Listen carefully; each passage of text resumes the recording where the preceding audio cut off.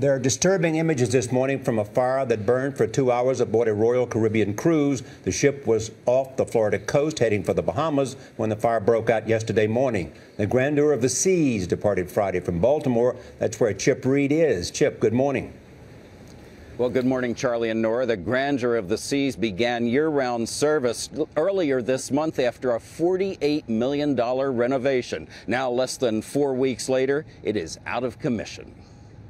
The fire began at the rear of the ship at 2:50 Monday morning. Guests were roused from their cabins by a captain's announcement. Attendants knocked on doors and instructed passengers to put on their flotation devices, insisting this was not a drill. Our faces were just in utter disbelief.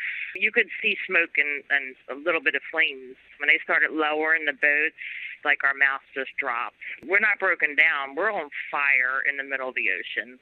Within 2 hours, crews had extinguished the fire, but the charred exterior showed significant damage. Royal Caribbean canceled the remainder of the cruise. The ship did not lose power and was able to dock safely in the Bahamas Monday afternoon. All 2,224 guests, along with a crew of 800, are accounted for. Compared to the February fire on the Carnival Triumph that left passengers stranded at sea for a miserable 5 days, this nightmare was short-lived. Royal Caribbean CEO Adam Goldstein flew to the Bahamas to meet with passengers and survey the damage. The cruise line promised each passenger a full refund and a certificate for a future voyage.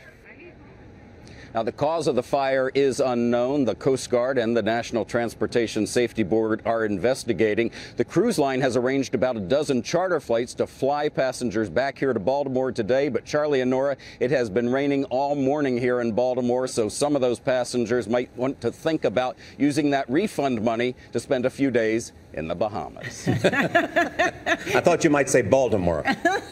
No way. The other B, Bahamas.